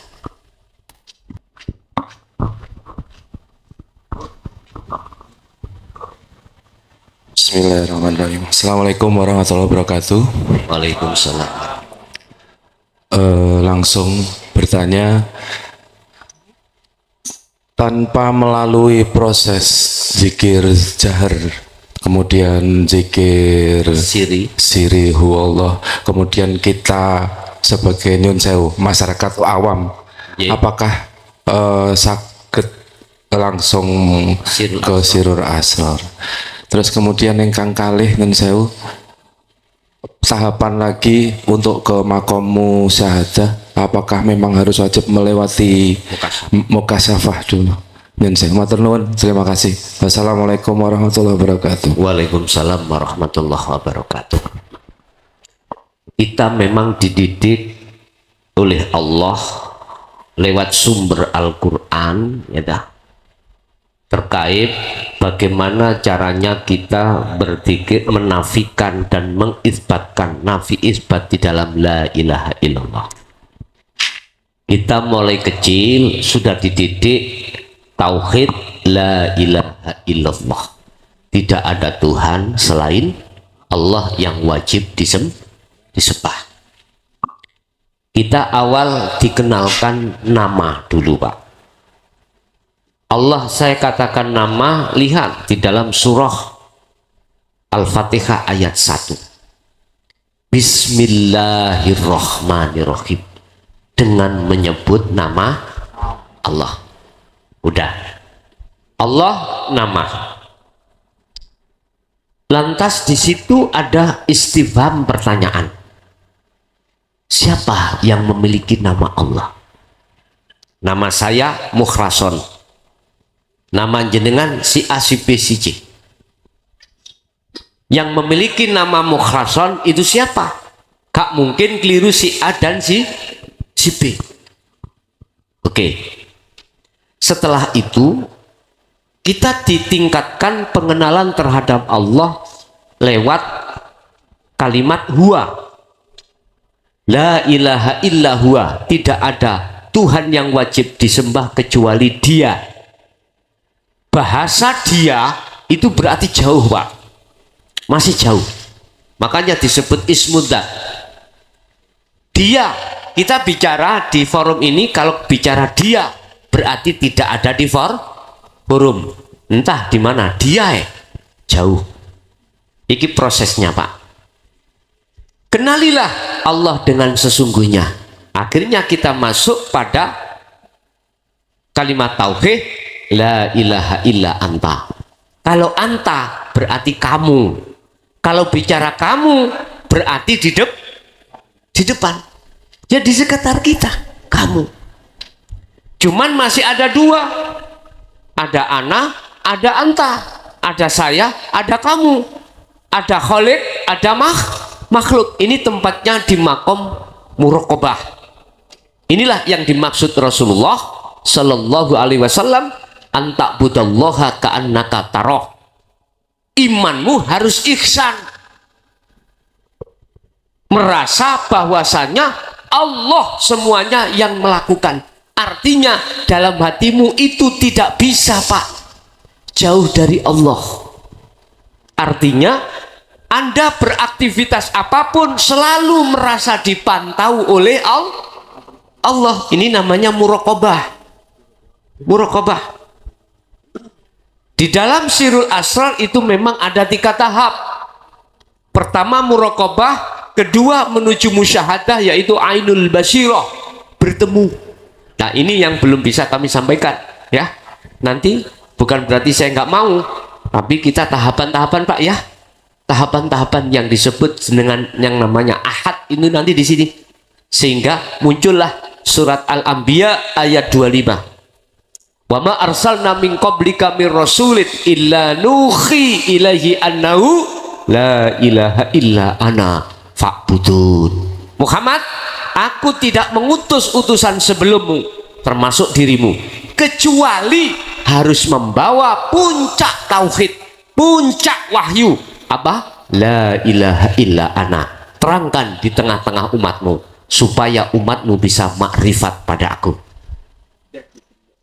Bapak Ibu mohon maaf, selama ini ditutupi, Pak. Bukan ditutupi, ketakutan kita sebagai ulama. Karena siapa yang berani membahas tentang la ilaha illa ana, zalika dhalalatun.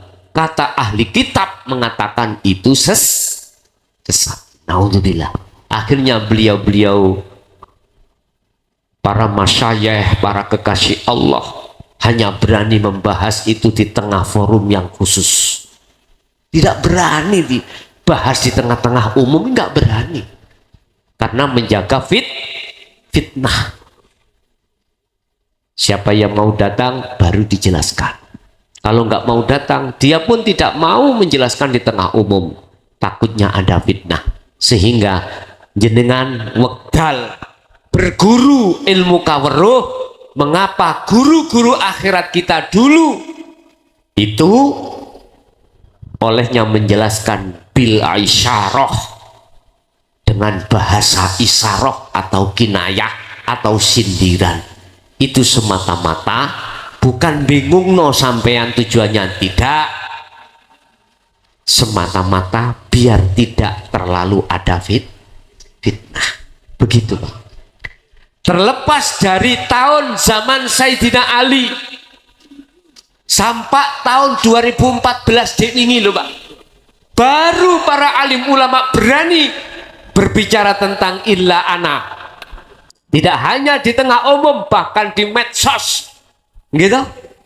Banyak di medsos saat niki sekarang berbicara tentang ahad, tentang legalitas. Siapa sih yang memiliki nama Allah itu? Padahal sudah dijelaskan di dalam surah Al-Isra ayat 1. Allah katakan, Subhanalladzi asra bi'abdihi lailan. Subhana, maha suci. Di situ nggak ada lafaz Allah, nggak ada, langsung alladzi.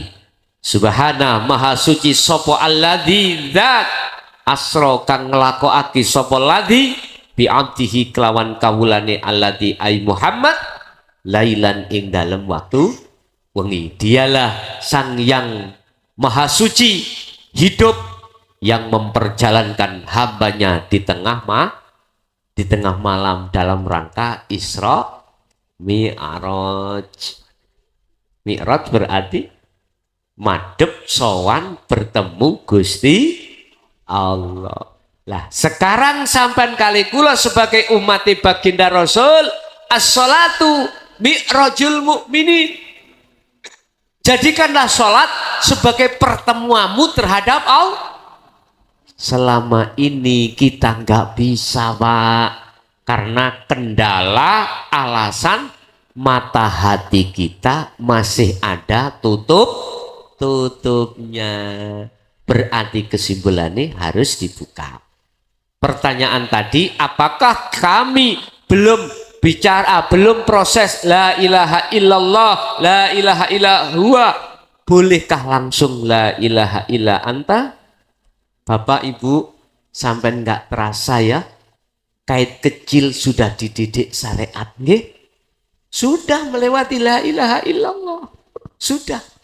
Sampai kait kecil sudah dididik torikoh, gak terasa toh? Torikoh itu apa? Jalan. Bukan yang kumaksud torikoh kumpulan di luar itu, yang ribuan, bukan. Torikoh itu jalan, syariat itu adalah ilmu, sistem. Contoh, sholat, nama sholat itu torikoh dulur, jalan, tujuannya apa? Tujuannya hakikat. Kalau sholat itu nama sholat itu torikoh, berarti syariate ilmu. Jenengan iki syariat dengan torikoh tidak bisa dipisahkan Pak. Jalan dengan ilmu. Nek sholat sampai gak ono ilmu nih sholat, ya salah. Kudune ono ilmu nih. Wis. Kemudian hakikatin jenengan sholat itu lapo? Hakikatin jenengan iki mau bersyariat bertorikoh, tujuannya apa? Bertemu Allah. Pertanyaannya selama ini nggak bisa Pak. Karena apa? Hakikat sampai ini nggak ada kali kulo. Tujuan bertemu Allah itu ngelmu nih nggak sampai dapatkan, nggak bisa. Akhirnya ketemu nih nang sapa Pak? Iwak dendeng utawa kucing. Lah ngoten nggih. Kadang-kadang Pak, kita itu punya uang ditaruh di mana, dicari nggak temu-temu. Tapi ketika sholat teringat, oh di bawah kasur gitu nggih.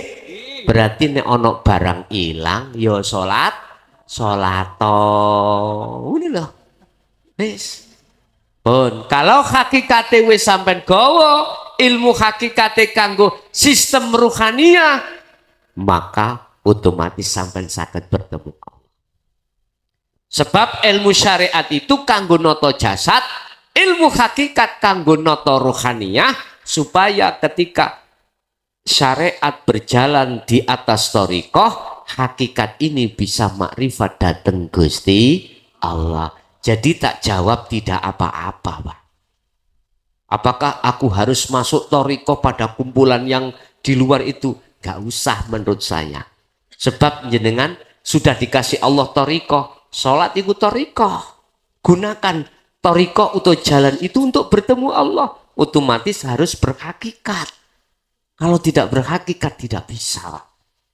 Makanya di dalam hakikat itu mengapa ditorehkanlah zikir sirul asrar. Itu sebagai kunci Anda bisa kemusyahadah pada Allah. Itu yang pertama. Kedua, apakah orang sisalik ketika suluk itu harus melewati jalur mukasyafah untuk menuju musyahadah bertemu Allah atau tidak? Jawabnya gini, Pak.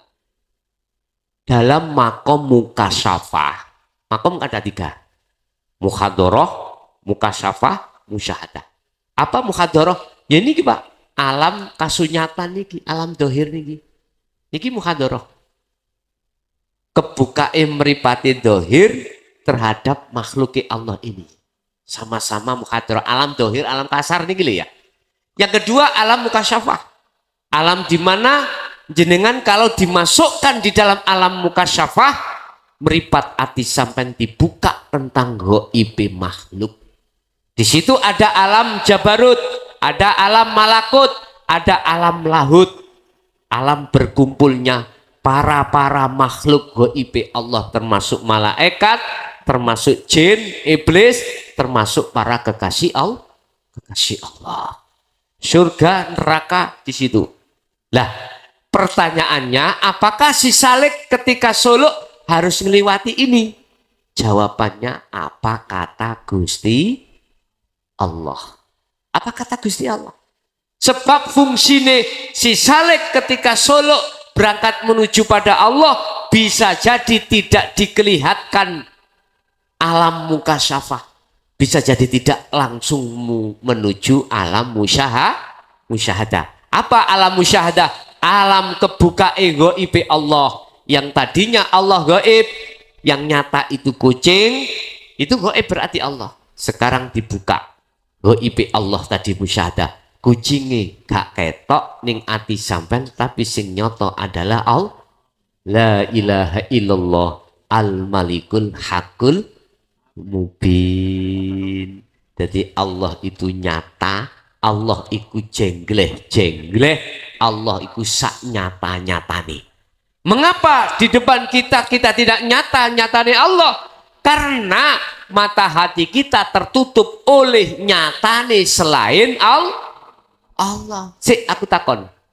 Sifat wajib Allah wujud. Iku nang Allah apa nang makhluk? Nang Allah tok ya? Nang Allah.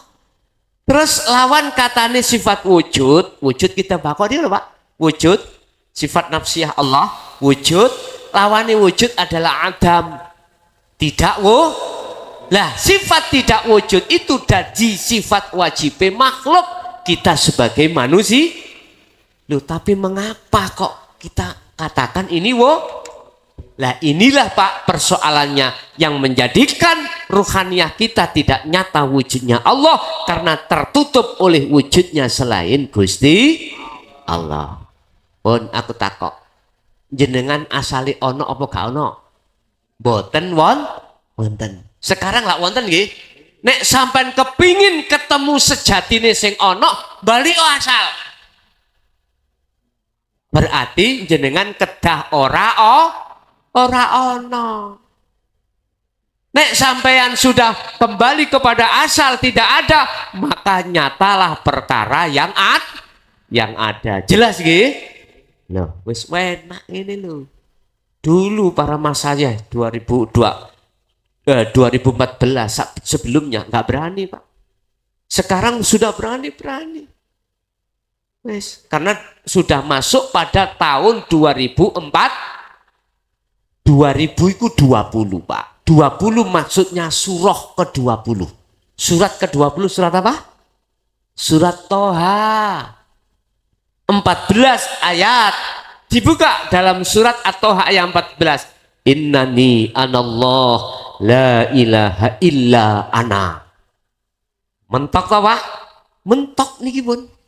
Makanya kalau sudah tahun 2014 seluruh masyayikh yang tadinya sembunyi-sembunyi sekarang terang-terang. Dulu zamane Khalifatul Rasyidin Abu Bakar, Umar, Utsman, Ali meneruskan estafetnya Rasulullah menggelar Dinul Haq ini di tengah umum. Tapi pada saat itu ahli kitab sebagai penentang belum kuat, nggak berani Pak. Tapi ketika Sayyidina Ali, bagaimana? Ahli kitab sudah kuat. Yang membunuh Sayyidina Ali siapa? Ayo, kaum Khawarij, apal Quran Pak, apal kitab Pak. Tapi mengapa beliau membunuh Sayyidina? Bahkan Hasan Hussein juga dibunuh.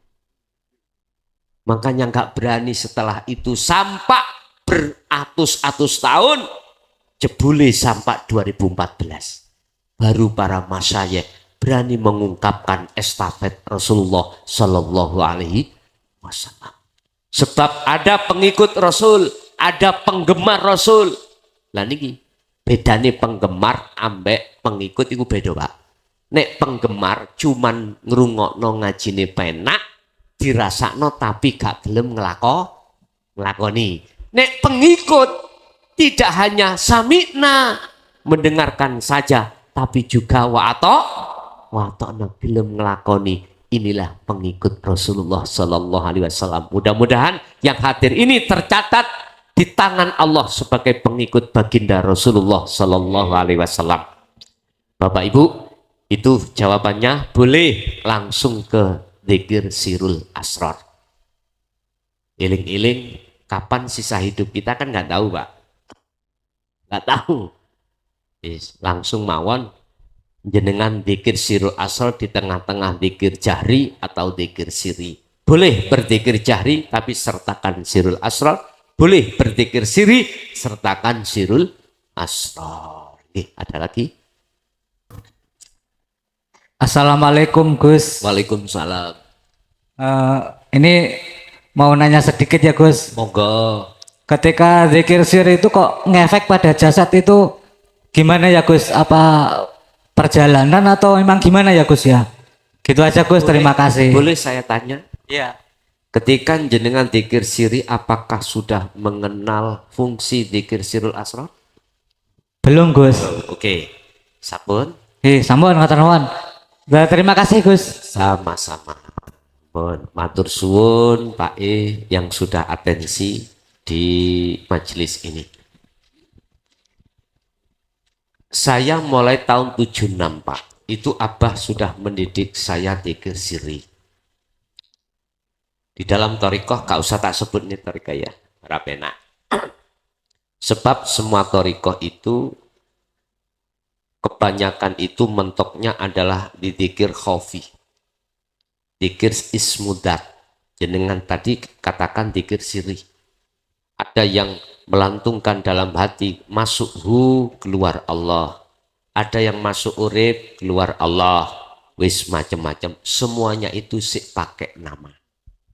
Pakai nama. Terus di situ oleh karena saking kuatnya istiqomah dzikir sampean siri, terjadi efek di dalam diri jenengan. Ketahuilah,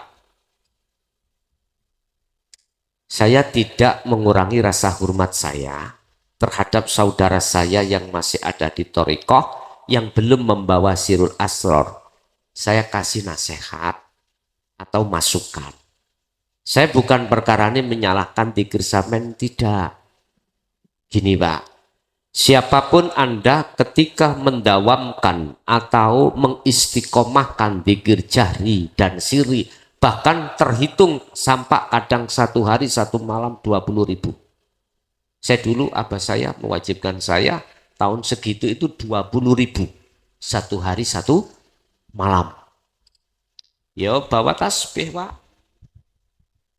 Siapapun yang berzikir tersebut tanpa disertai sirul asror, maka yang ada di dalam diri kita penuh dengan khodam, penuh dengan karomah. Kita tahu di dalam dunia kasaf itu ada dua, kasaf suwari dan kasaf maknawi. Kasaf suwari adalah kasaf di mana kita diberikan Allah satu karomah. Dengan karomah itu kita akan tahu apa yang akan terjadi karena mendawamkan dzikir tersebut. Mohon maaf, ini masih di jalur atau di makom mukasyafah. Kalau diterima alhamdulillah, kalau tidak diterima jangan sakit hati. Kami tidak bermaksud sing aneh-aneh, kami punya pendapat, memberikan saran saja. Terus tingkatan kasyaf kita, Pak, mohon maaf, tidak hanya itu. Allah akan memberikan tahu tentang masalah surga itu bagaimana, neraka bagaimana, alam barzah bagaimana, sampai masuk di situ. Bahkan toyul ardi bisa terjadi. Apa toyul ardi? Ngelempet bumi. Kita mau ke Jakarta hanya satu langkah bisa terjadi. Itu dunia kasaf. Bahkan yang paling mengagetkan akan tahu isi daripada kehendak di dalam hati seorang manusia. Misalkan dengan ada tamu datang. Tamu itu habis tengkar sama istrinya. Terus sebelum Anda sebagai tamu bicara, langsung orang ini berkata, sudah Allah memperlihatkan isi hati kamu. Bahwasanya jenengan bertukaran. Terus si kiai dawuh, lain kali kalau jadi orang laki yang sabar, jangan tengkar. Bagaimana Anda ketika saat dikasih omongan seperti itu? Kaget toh Pak ya? Kaget. Kadang yang lebih parah jenengan itu menghukumi orang ini adalah aulia Allah. Bukan Pak, belum. Ciri aulia Allah, kekasih Allah, buka di dalam Al-Quran. Ala inna aulia Allah la khaufun alaihim walahum yahzanun. Pertama ciri kekasih Allah itu adalah sibuk hatinya melihat Allah. Tidak melihat makhluk rupa takdir itu enggak. Tapi juga para kekasih Allah juga kadang kala dibonusi kasab seperti ini. Kadang nggih mboten. Contohnya Kanjeng Nabi. Sehingga namanya mukjizat. Contohnya Nabi Musa. Akhirnya namanya mukjizat. Ada tongkat bisa membelah lautan. Ini mukjizat. Kalau buat kita umat karomah namanya itu, ya tak? Lah, ini jalurnya ada di kasab, Pak. Kasab suwari. Sedangkan kasab maknawi beda lagi.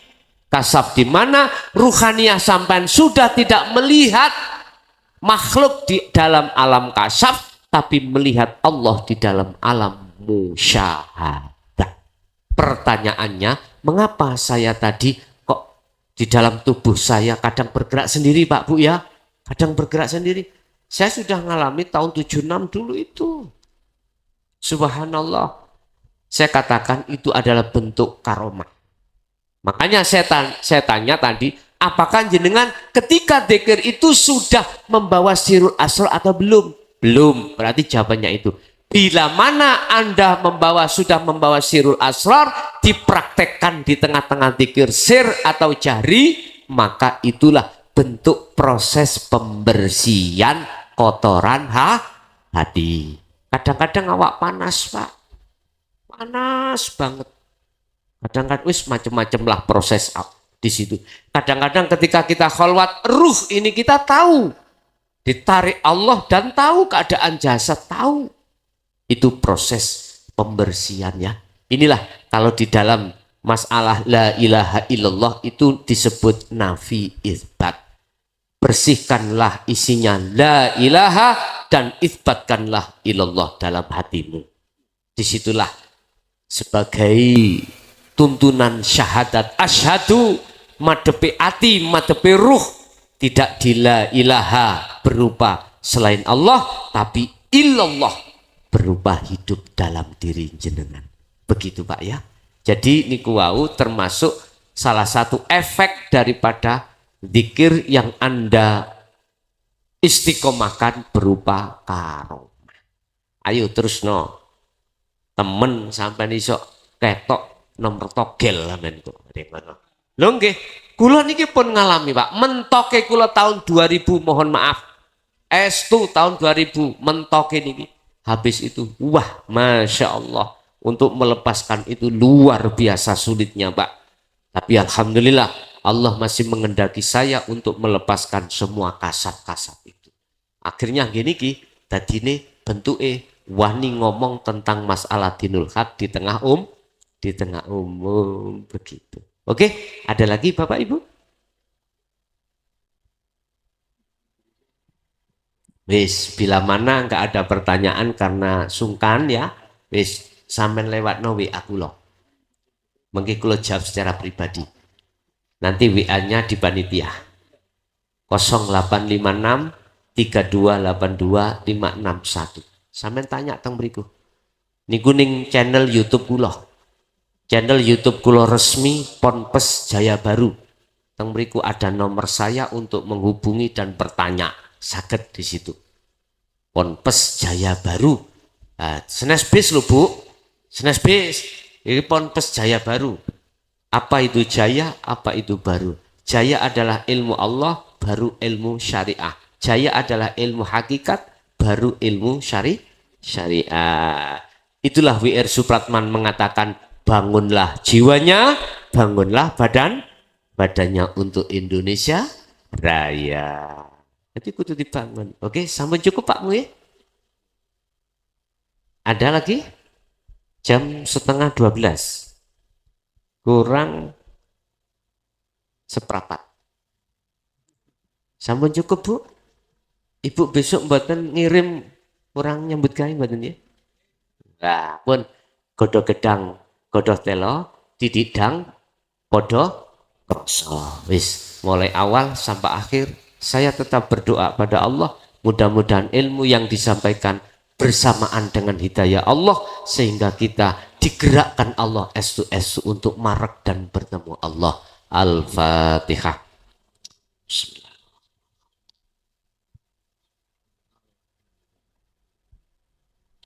Allahumma salli wa sallim ala sayyidina Muhammad. Alhamdulillahi rabbil alamin. Allahumma ya Allah, nawwir qulubana binuri hidayatika ya Allah, wa binuri ma'unatika wa rahmatika wa syafa'atika wa ma'rifatika wa ila auladina wa azwazina wa dzurriyyatina wa ahli baitina ya Allah. Yassir lana ya Allah fi kulli umuri wa afina wa ilaihim. Rabbana atina min ladunka rahmah wa hayyi lana min amrina rasyada. Rabbana atina fid dunya hasanah wa fil akhirati hasanah wa qina adzabannar.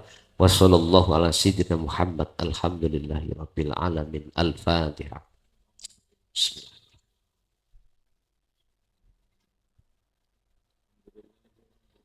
Kurang lebihnya mohon maaf dan saya langsung pamit datang jenengan mulai awal sampai akhir. Barangkali banyak kesalahan saya, toto kromo saya, ucapan saya kurang santun. Sekali lagi Pak Bu nggih, pun kapok nggih dengan ilmu ini saged jenengan kembangkan lewat guru akhirat sing wonten Jawa Tengah. Monggo estu mulai awal sampai akhir. Hadanallah wa iyyakum wal afwa minkum. Assalamualaikum warahmatullahi